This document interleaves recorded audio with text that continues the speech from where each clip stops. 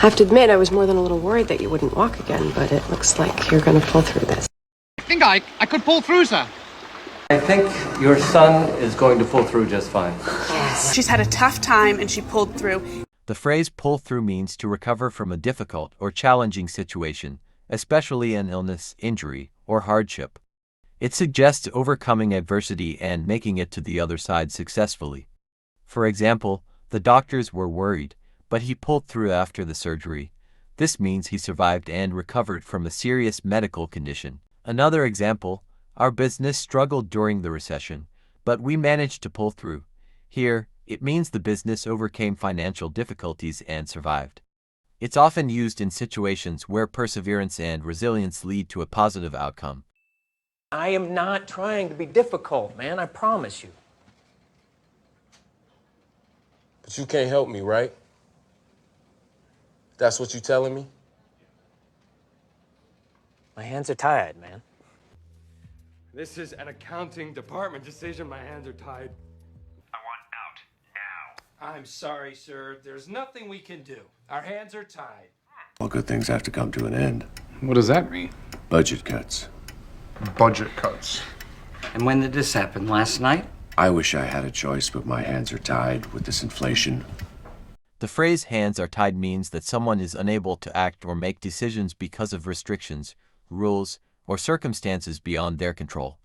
It suggests frustration due to a lack of freedom to do what is needed or wanted. For example, I wish I could give you a refund, but my hands are tied by company policy. This means the person wants to help but is restricted by company rules. Another example, the coach wanted to sign new players, but his hands were tied due to budget limits. Here, it means the coach was unable to take action because of financial constraints. It's commonly used to express being powerless or limited in making choices. My team seems to have taken a shine to you. I like them too. I guess he took a shine to me when I was working at the casino. It's the first time I've seen Princess Charlotte take a shine to anyone. We met a couple of girls who took a shine to us. The phrase take a shine to someone means to quickly develop a liking or affection for someone, often without an obvious reason. It suggests an immediate or strong positive impression. For example, the new puppy took a shine to my dad and follows him everywhere. This means the puppy quickly grew attached to the dad. Another example, my boss took a shine to the new employee and gave her extra responsibilities. Here, it means the boss liked the employee right away and trusted her abilities. It's often used to describe instant chemistry or favoritism toward a person. I only have 6 months. Oh, 6 months is a lot of time. Obviously, you've never planned a wedding. Well, don't rub it in. We get it. Your life is great. Stop rubbing it in. I am sorry also for rubbing my trip in your face. You know it's a holiday when my sister shows up alone. Don't rub it in. She's obviously sad. I'm not sad. The phrase rub something in means to repeatedly remind someone of something unpleasant, often to make them feel worse about it. It's usually used when someone brags or emphasizes another person's failure, mistake, or misfortune. For example, I know I lost the game, you don't have to rub it in. This means the speaker already feels bad, and they don't want to be reminded of their loss. Another example, she kept talking about her promotion, rubbing it in since I didn't get the job. Here, it means she is repeatedly mentioning her success in a way that makes the other person feel worse. It's often used when someone is making another person feel bad on purpose. Oh, you want me to make the phone call for you? Sure. Yeah, I'll do your job. On a lighter note, Ellen Tedford asked me to speak in front of her class. Hey, that's awesome. So guys, on a lighter note, this Thursday is Bring Your Kids to Work Day. Not a good time to be getting a bigger mortgage. On a lighter note, sorry, Dad.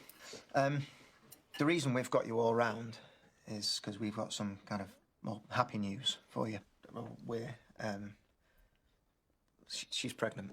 Oh. We're having a baby. The phrase on a lighter note is used to shift a conversation from a serious or negative topic to something more positive, humorous, or less intense. It helps change the mood and bring a sense of relief. For example, the meeting was stressful, but on a lighter note, we're getting free lunch tomorrow. This means after discussing something serious, the speaker wants to share good news. Another example, we've had a tough week, but on a lighter note, did you see that funny video I sent you? Here, it signals a transition from a difficult discussion to something entertaining. It's often used in conversations to break tension and introduce something more enjoyable. I've just been working on this big presentation for tomorrow. Well, I should be involved in that, so why don't you get me up to speed? That's going to take weeks. Mike, I trust that you'll bring Jesse up to speed on your side of the business. Some of you already know what this is about, but I wanted to get the new members up to speed. Oh, well, I guess everyone's up to speed on all the family secrets. The phrase up to speed means being fully informed or up to date on a situation, task, or skill. It's often used when someone needs to catch up on new information or developments. For example, before you start working on the project, let me bring you up to speed. This means the speaker wants to update the person with all necessary information. Another example, she just joined the team, but she's already up to speed with our procedures. Here, it means she has quickly learned and understood how things work.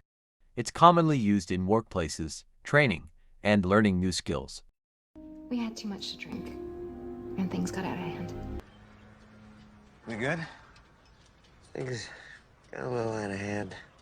I never thought I'd be the one to say it, but this is getting out of hand.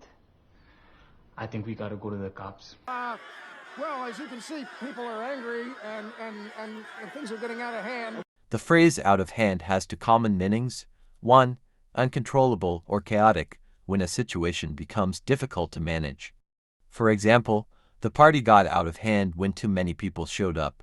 The party became wild and unmanageable. Another example, his anger got out of hand, and he started yelling at everyone. His emotions became uncontrollable. 2. Immediately rejecting something without consideration, dismissing an idea or request without thinking about it. For example, she turned down the offer out of hand. She rejected it without even considering it. Another example, they dismissed my suggestion out of hand, without hearing me out. They refused my idea without discussion. The meaning of the idioms out of hand depends on the context, but it's often used when things become too difficult to control. Partly, I'm thinking about putting stones in my pockets and chucking myself in the pool. Oh, I wouldn't swim in that. It's rank.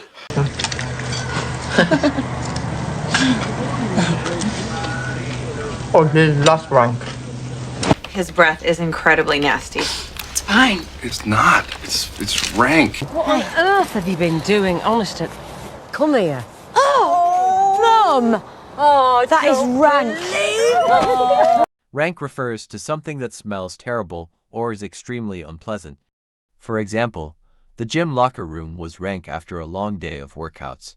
It means it had a very strong, bad smell. Another example, that milk is rank, you should throw it out, meaning the milk has gone bad and smells awful. It can also be used to describe something morally offensive or disgusting. His behavior was rank dishonesty. His actions were completely dishonest and unacceptable. Look at that cheese. Oh my God, man. This is the shit. You know, I just thought I was a shit, man. Damn, this is the shit, man. Oh, it's so cool. She sounds like she was the shit. Yeah. She was the shit. The slang phrase "the shit" is a positive expression used to describe something or someone as excellent, impressive, or the best. It's a strong compliment but also very informal. For example, that new game is the shit. You have to try it, meaning the game is amazing and really fun. Another example, his cooking is the shit, I've never tasted anything better. Meaning his cooking is incredibly good. Be careful with context. While the shit is positive, just saying shit without the usually means something bad. For example, this movie is shit means it's terrible, while this movie is the shit means it's amazing.